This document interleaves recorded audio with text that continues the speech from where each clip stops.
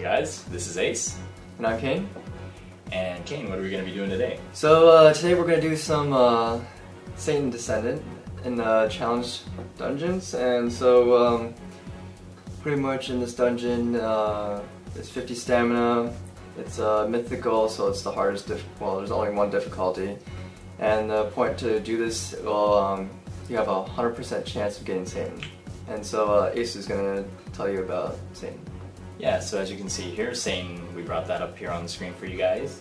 The main thing to note about Satan, you can see he's a devil type. He has a recovery actually, which is pretty uncommon, of negative 900 or 9,999. So that basically means that when you have Satan on your team, you're not going to have any sort of recovery or healing, no matter what other sort of monsters you have. So the trade-off there, though, that sounds like a pretty negative ability. He's got a good skill here that does a 300 times attack made on one enemy, and that's in exchange for dropping your health down to 1, but it also creates 3 dark orbs.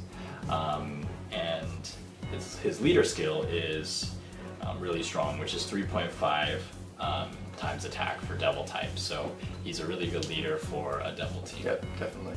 One thing about this dungeon is that there's no recovery, so you pretty much just have to make sure not to get hurt too much. Yep, no hard orbs. Yeah. And so pretty much for my team, I have 2 Athenas, and this is a god team, so they give 3 times attack for gods and increases their HP by a little bit. Also, I have for my subs, I have Mei, which changes orbs to grass, light, and dark. And I'll be using that with Virch, which changes the orbs to dark orbs to light. And then for killing Satan, I'll just use Izanagi for the spike damage of 2.5 times for god attacks. Yep.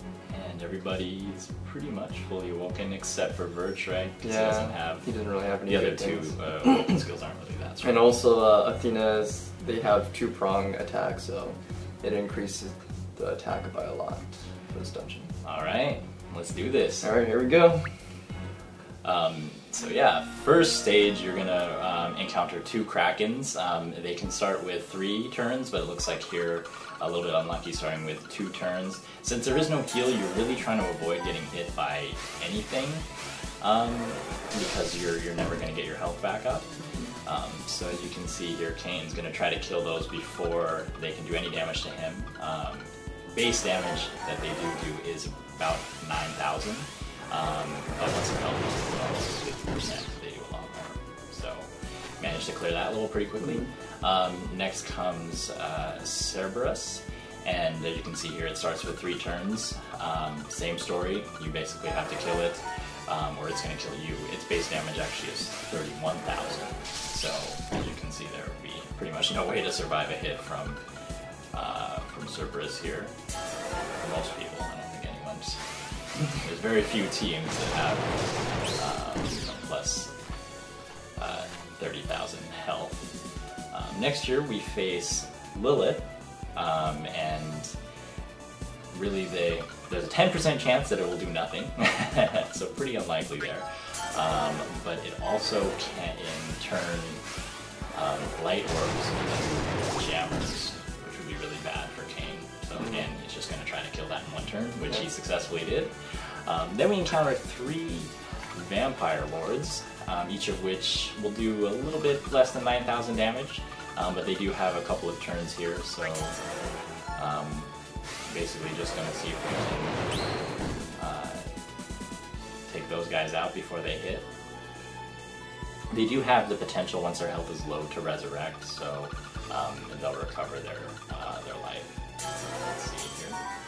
Looks like there was a fair lack of light orbs in that puzzle, but luckily there was enough grass orbs to clear those 2 that were low on health. And you can see the Kain actually focused down the ones that had the lower amount of turns first. Right. It resurrected. So as you can see there, it used its ability, but we do have another turn to attempt its since it's going to be 2 turns here. So, all right, is that going to be enough? Might be. We'll see. Ooh, wow. All right, well, now basically any combo, so don't mess this up. Don't mess it up. At least get 1 combo that hits. All right, cool. So yeah, that health on that guy was near to nothing.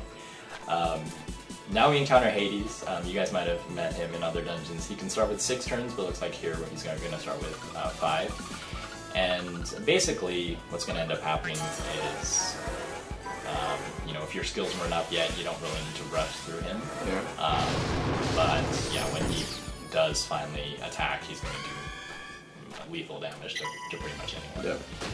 So yeah, here we are, already Desane. He does do a preemptive attack, so keep that in mind.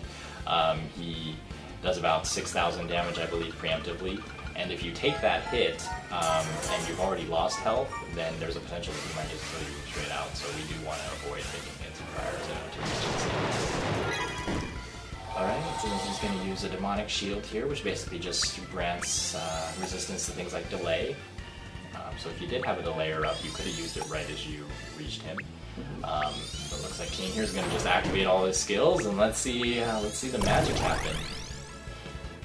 All the orbs are grass and light, and all of them are enhanced now. So let's see if he can one-hit quit at this point.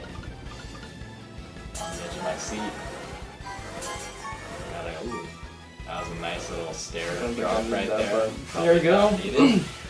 But the light's going to do extra damage to him, and He is dead. clear! Ooh. Very good work. That's a pretty tough dungeon to beat, actually. Yeah, if you don't have any lights. Yeah, guys. I know that I use a dark team, and it takes a lot to try to kill him, so a light team is definitely really useful against him. And as we said, 100% drop rate, 100%. and got a couple of other monsters that are, you know, have decent skill up materials. So, all right, pretty impressive. Way to There go. you go. Yep. All right, thank you guys for watching. Yep. Thanks. I'll see you later. Peace.